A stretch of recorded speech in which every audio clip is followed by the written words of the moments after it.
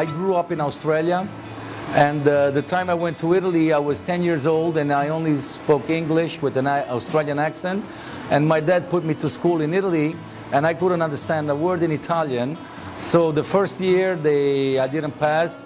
The second year was going worse, so I just got out of school and started working for a cheese factory. I was about 11, 12 years old, and still burrata we were not producing until we found one of our boss at the cheese plant discovered this burrata made in another town and brought it to us and said we need to produce this burrata.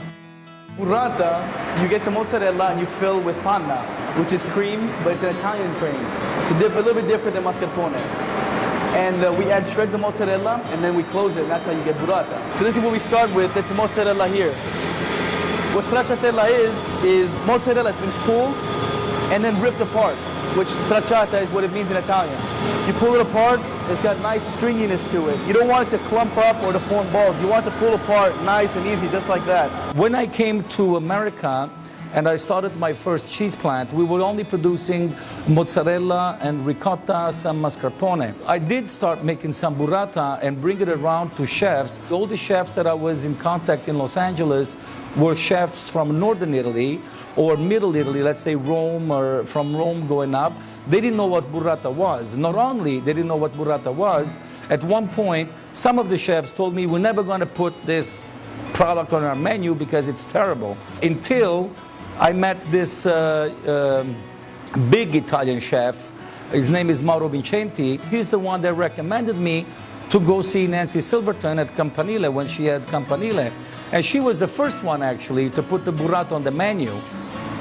And after that then everybody followed. Now I'm getting a big demand of burrata. This here is a finished bowl of burrata, and we fit about 10 cases worth per bowl. So they all float. This shows that they're all closed. This is how we ensure that no water has gotten inside. If a burrata is at the bottom and it's sunken, that's how we know that water's entered, we don't sell it. If they float, they're good. Key number one to make a good product is, first of all, you have to have patience. You don't do a product just because you know that it needs to be sold on the market. You cannot cut corners. I know a lot of competition on the market today. They've seen that burrata is becoming big and they're making burrata. The reason I say they're cutting corners is because they're using machines to do the filling. And when you're making, for example, a burrata, which is a high quality product, you prepare a stracciatella. So what they're doing now is they're making the stracciatella. They got the long pieces of mozzarella from before. They're shredding it into pieces, and from here they add the cream in this bowl. And that gives you that nice, when you open up the burrata, gives you that texture that looks like, I would say like spaghetti in white sauce. So what they're doing here is they're making the burrata itself. They're filling the mozzarella with the stracciatella that we showed you before. As you see, they'll make a small ball, open it up, fill it up, and then close it all by hand. One thing we like about our product is that everything is done by hand. There is no machinery involved. This is how we keep the texture and authenticity of Italy. We believe in the product, we like the product, so we're always going to continue by hand.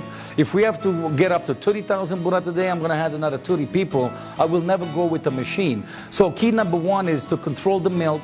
This is the milk vat, holds 6,000 gallons of milk. Usually you'll find these stainless steel. We painted ours, blocks the heat, keeps the milk cooler. Even my son Stefano, when I showed him how to make the milk, and he saw that by acidifying the milk and to what point you have to acidify it, and you cannot go above or under it. And then when you add the enzymes to the milk, the transformation of the milk, the way it turns into a curd, and then the cutting of it, the way it cuts. I mean, there's a lot of science behind the milk that really gets you interested, working that milk.